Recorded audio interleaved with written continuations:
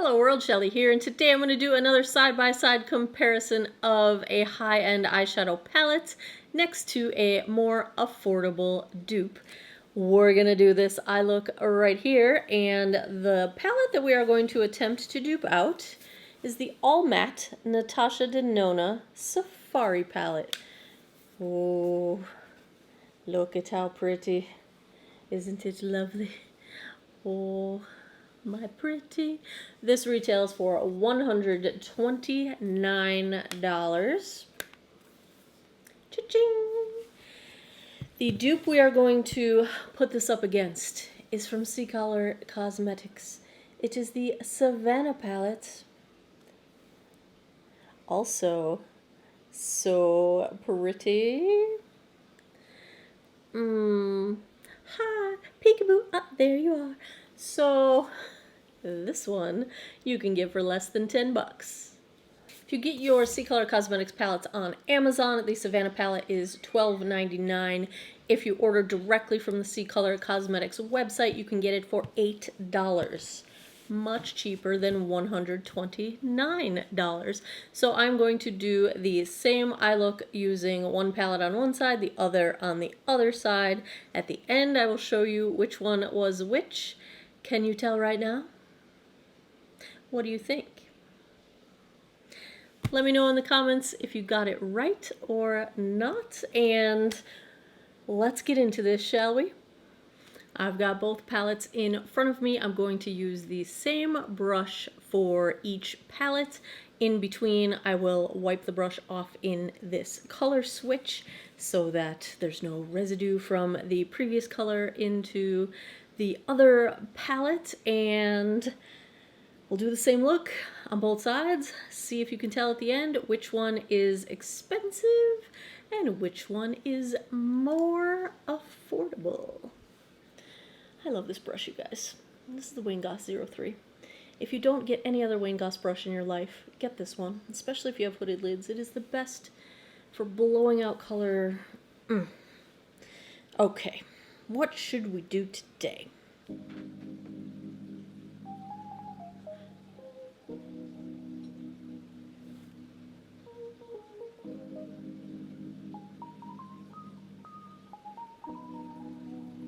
That was the shade Malia. Next I'm going to take the Sigma E25 and the equivalent of the shade Lotus. And we will use this as a crease transition color. I'm going to go deeper in the crease, with a deeper shade, I mean. But let's start with this guy. That first shade was just kind of partly to set the primer, partly to give a diffused look from lid to brow bone.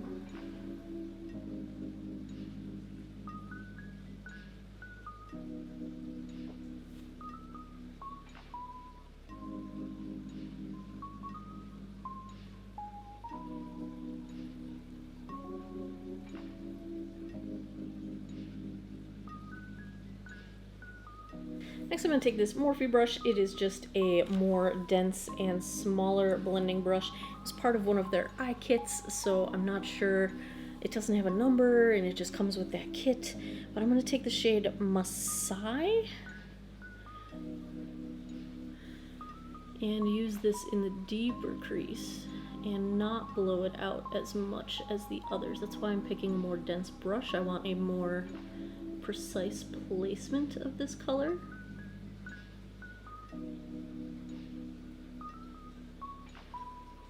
And once it's placed, I just want to feather it up to blend nicely, but don't take it too high.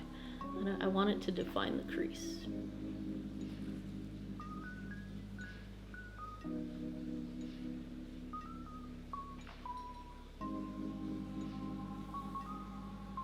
If you have hooded lids, just stop and look forward and make sure you can see just a little bit of that color when you're looking straight ahead. That's how high you want it, just barely that high.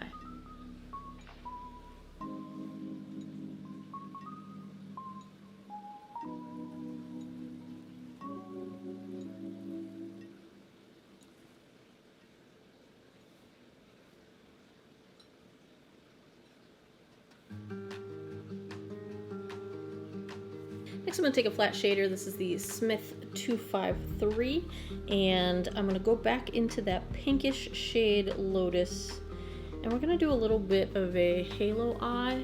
I'm going to cover Lotus up in a second, but I just want to make sure I've got sort of the right kind of base. We are going to go darker here, but I just want to have a little base shade to give some background dimension.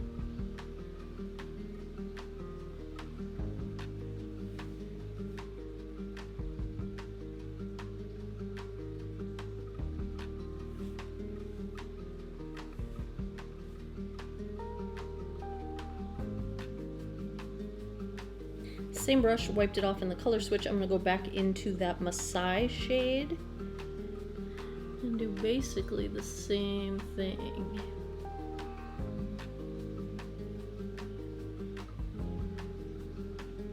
See how you get more color payoff when you press a matte shade into the lid as opposed to using a fluffier blending brush?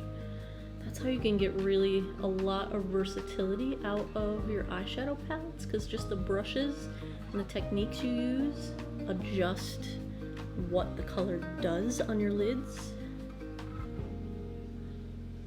Makeup is awesome. Same with the inner corner.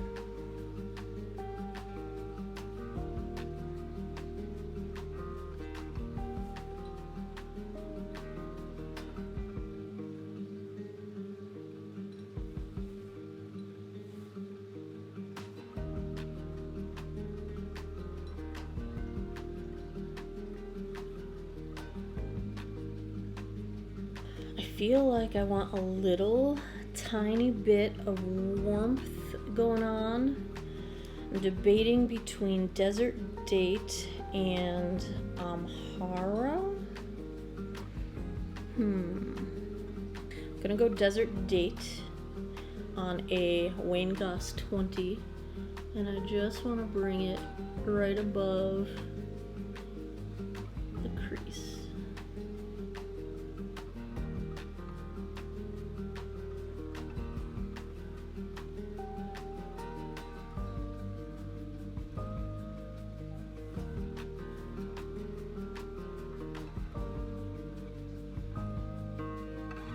Now this step is optional, and it's often debatable if it even makes a difference on hooded lids like mine, but I feel like I enjoy it sometimes. I'm going to take a little bit of Tarte Shape Tape on a flat brush,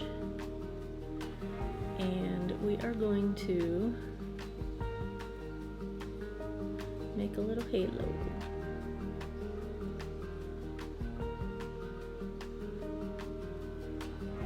So I open my eyes all the way up so I can see how high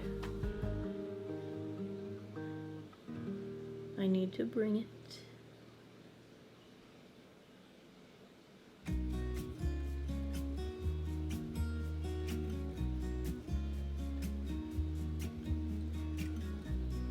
I'm going to set that with the shade Aya.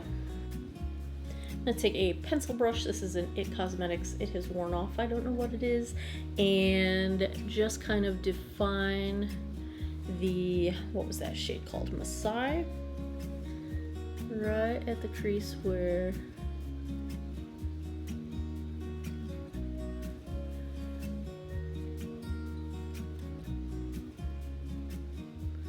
the concealer blends.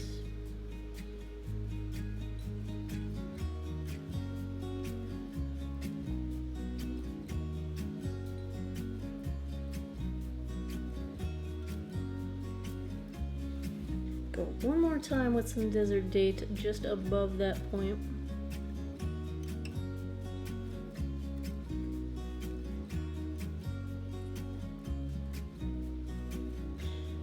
Now I've got Twisted Shifter from Sydney Grace. Depending which way you see this in the light, it looks like on camera it's turning out really plum, but the other shift is, there it is. It's a gold plum, gold plum. It is wild. This is one of the multi-chromes. I'm gonna start with a brush. I'll probably end up tapping in with my finger, but let's start with a brush. Holy cow!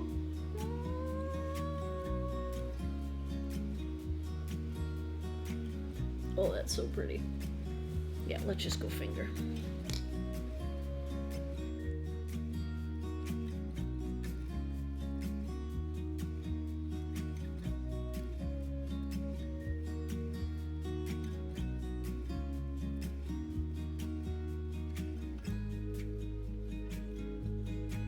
I'm gonna take another Morphe from that kit. It's just like a smudger brush and the Sydney Grace. I know Mer. Doesn't like when I close my door. Just to touch up the top. I know, Merlin Whirly, I'm filming.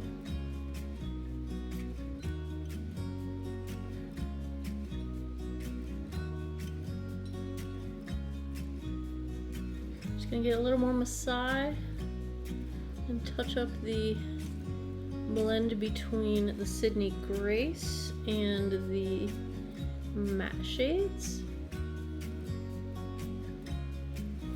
Take a little more massage into the crease as well, just to blend this out.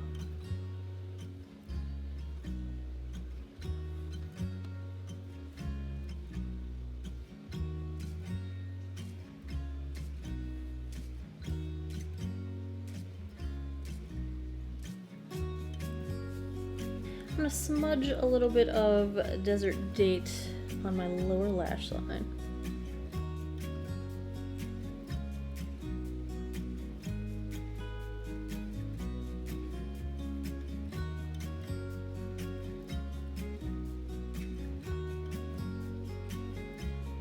And just a little bit of massage at the outer third, just a little.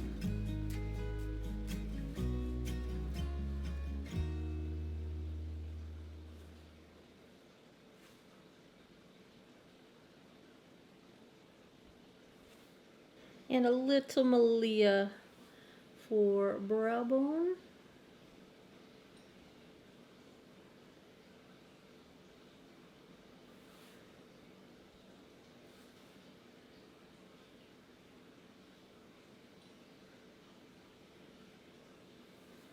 Let me do liner and mascara. And here is the finished look. Tightline my upper waterline with the Urban Decay 24/7 waterline pencil in Legend. Mascara is the Milani Most Wanted Lashes. Trying this out for the first time. I enjoy it. I like the volume it gives at the base of the lashes without losing the fanned out, lengthening, separation kind of a look. I did go in to my inner corner with a little bit of the highlight that's on my cheeks. This is from Kosas, the Color and Light in the Longitude 0 palette. So I used a little bit of that in my inner corner of my eyes. My liner is from Suva Beauty. And my lip is also Kosas, the Weightless Lip Color. This is the shade Rosewater. So, what do you think? Which side is high-end? Which side is affordable? Are you ready to find out? Natasha's on this side. CColor's on this side. The only appreciable difference I noticed is in that shade, what the heck was the name of it? Masai. The Masai shade in the CColor palette has a little bit more of a pink shift to it than the more plummy mulberry shift on the Natasha Denona. For all intents and purposes, I feel like these eye looks are identical. They perform very similarly. I kind of regret using the concealer with the Sydney Grace. I think it took away some of the gold shift.